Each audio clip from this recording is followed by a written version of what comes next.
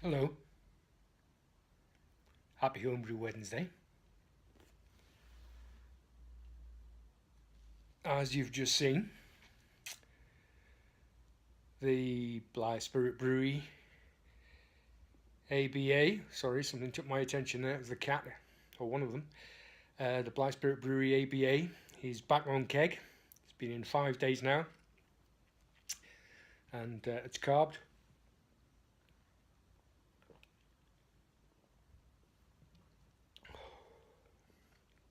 Look at the lacing, and it's so smooth.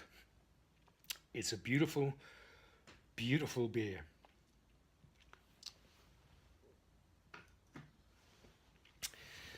And I'm enjoying it so much that when I finished work on Friday, I went came back straight into a brew day. I put the timer on and got the water ready and going, and made another batch of Blyth Spirit Brewery ABA to go into bottles, so I'll be able to send some out and take some over to France with me as well. So I got that done. There's some little bits of photographs and slight video footage and stuff. I didn't go to town on that, obviously, but that's in there bubbling away in the fermenting vessel number 1. So that'll go into the bottles. And then yesterday, Tuesday, I decided I would have another brew day, since I'm on holiday, and brew a pale ale. And that we've decided to call the February Fumble. It's based on a Dropkick Nate, but bits and bobs changed. I didn't have enough Munich malt, so I ended up putting some lager malt in there. Didn't have the full amount of hops I wanted, so I had to substitute bits and bobs, so I couldn't really call it a Dropkick Nate. But it should have some of the similar characteristics anyway, and I'm hoping that's going to be a nice one. And I have got a bit of footage on there of that. I also tasted some beers that I'd been sent, and also found some very old ones of mine, which I've included a little bit of. So I'm going to cut off there. Enjoy the rest of the video. I'm up to 187 subscribers at the moment. Thank you so much. Thank you, everybody. And don't forget, please like, share, and subscribe if you haven't. Please comment. I enjoy reading all your comments, and we'll see you next week. Take care. Okay, so we've got a Blyth Spirit Brewery Bourbon Stout, or Bourbon Stout, depends where you come from. It's tell by the state of the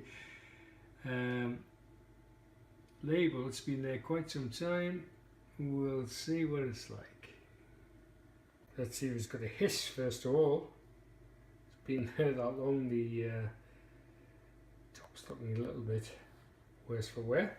We'll see how it goes, see if I can do it one-handed. I bet I can't. Sorry about the camera work.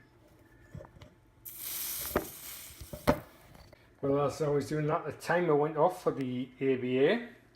Knocked the bottle over. We did get a hiss. God knows what it's like. I'm going to give it a try.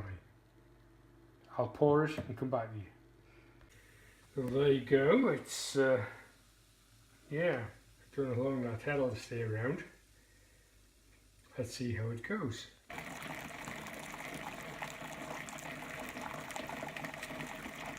So that's the batch of bottling of the BSB ABA. I did add quite a bit of the second runnings to that as well, so I don't know what the final regime will be. You can see it's still quite a lot. There's about 29 litres in there.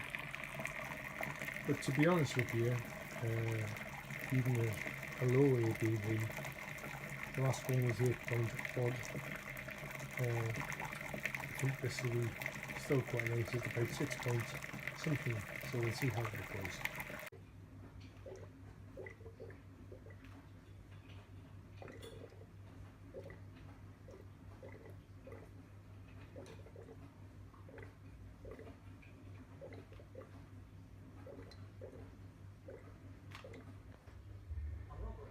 So this putting it on top of the yeast cake, I'd forgotten it goes off like a rocket, doesn't it?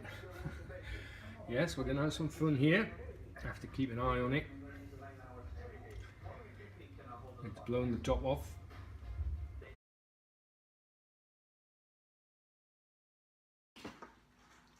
Hello.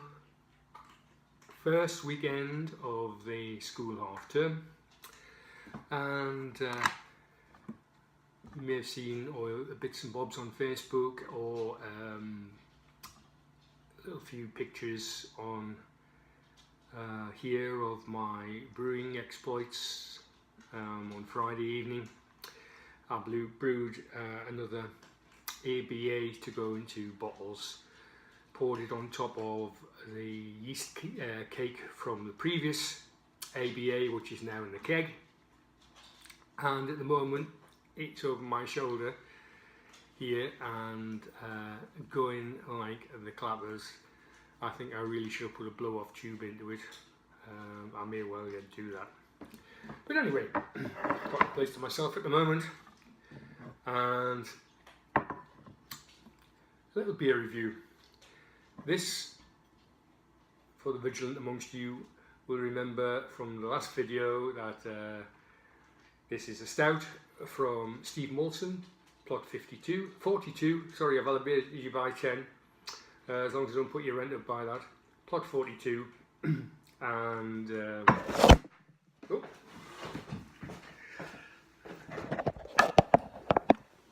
I'm sure we let that out. Must be good stout. And yeah, let's give it a go. It hasn't long been out of the fridge, so I might have to leave it to warm up a little bit. Let's listen for the hiss. Yep, slight hiss.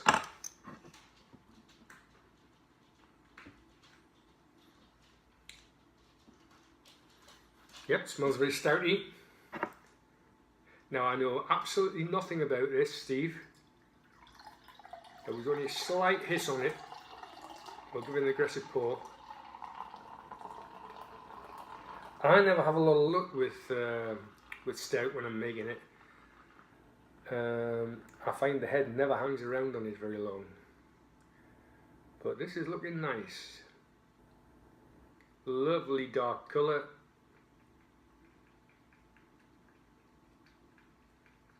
We'll stop it there. You can see that looks like a big pint and I'm hiding behind it. But yep, it's got like a khaki brown head. Cannot see a thing through it, nice and dark.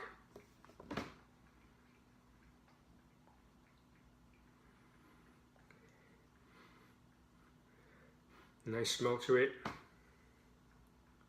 I'm just going to dive in. I'm not noted for my brilliant reviews. Cheers.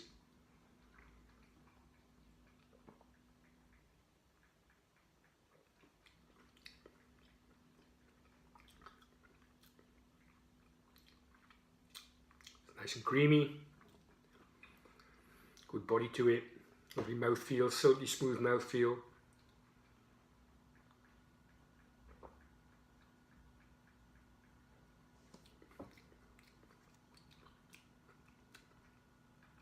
Does just what it says on the tin there. That's a lovely stout. Now I don't think there's any, doesn't seem to be anything in the bottom. Let's have a little look. Oh, maybe a little bit. No, I don't want to spoil it. But yeah, that's a terrific pint.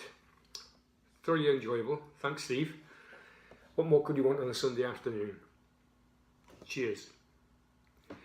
You'll have to let us know how you've made it, whether it's from kit or all grain, or what the score is with it, because I know nothing about it, but it tastes great. Your good health.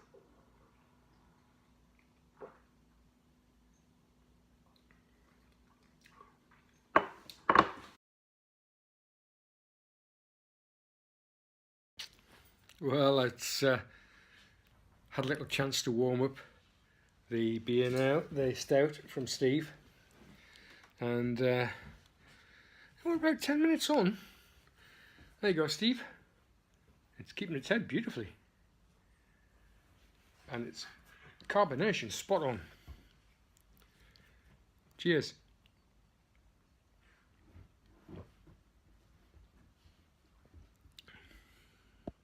So here's the grist for the pale ale. There's about 4.5 kilos of minch malt in there.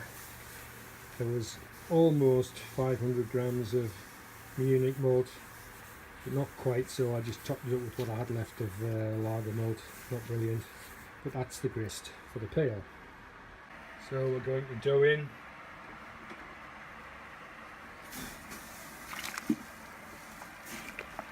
Just using the plastic one for now. Whoa, that's huge. I'm probably going to have to go and get my metal spoon, I think, to do this job properly. I used up what was left of the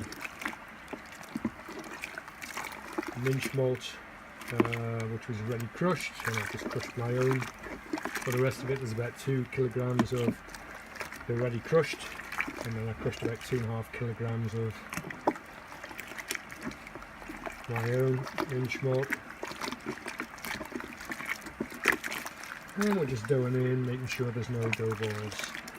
I've decided that for this pale, and it's February, coming towards the end of February, we'll call it the February Pale Fumble. Well, since I've had a February Pale Fumble, so we'll see how this goes. So there we are, mashing at 66 for an hour. Here we are, frothing on the February Fumble Pale.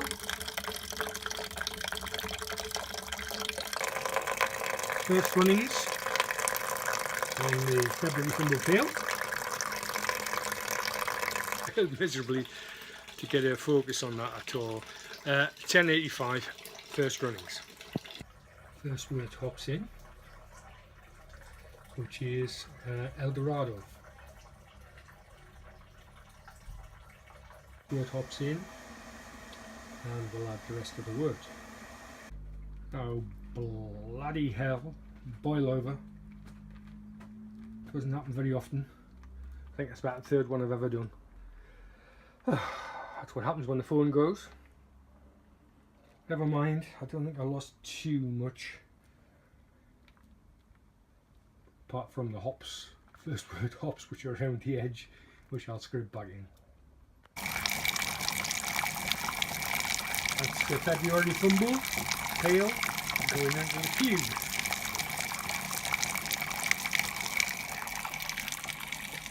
Looks murky, doesn't it? I'm sure I'll be fine when it's all done. The hops smell gorgeous, and then there's the dry hopping in about 10 days time, which again will be fantastic, be full of hops. So now you see why we use Protafloc or Irish moss or any of those, because it coagulates all the proteins which gather together in the bottom, and it means that it doesn't go into your brew. Hopefully helps to add towards a haze-free beer at the end.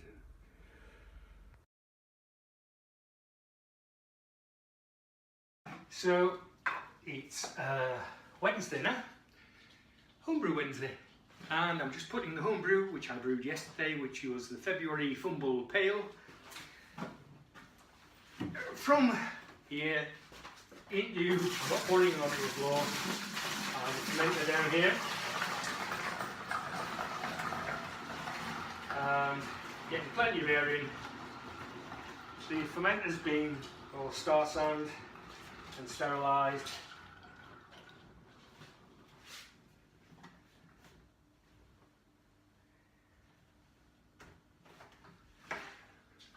Got a bit left in the bottom.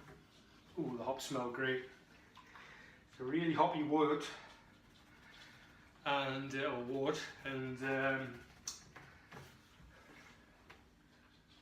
just about all out. And then of course, once the fermentation is done, there's about a 10-day dry hop as well. That's in there. Top one for now. together with the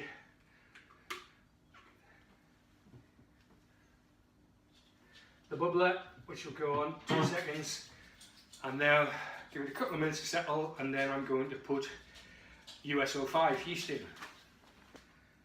So, as it's Homebrew Wednesday, but it's only 12:15 lunchtime, having a homebrew coffee. Cheers.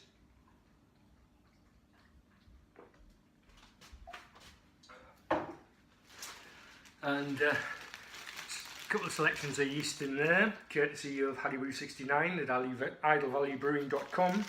And today, for the pale, we're going to use the South Ale US-05. Now,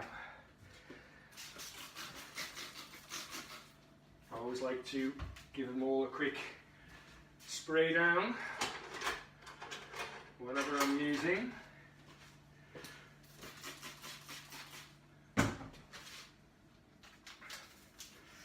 Here goes.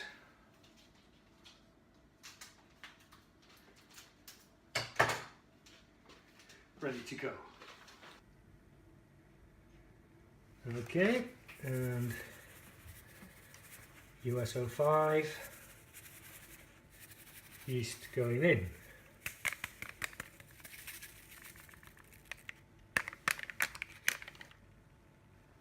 Starting gravity 1065. So there we go. In situ, you can see the ABA still blooping slightly every now and again, but the February fumble is in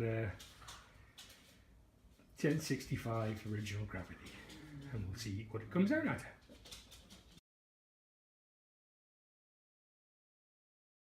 Beer belly blues, what color are my new shoes? 'Cause my feet and belt buckle are things I rarely see. My problem is not my glands, it comes poured from aluminum cans. And Pabst Blue Ribbon's been awfully good to me.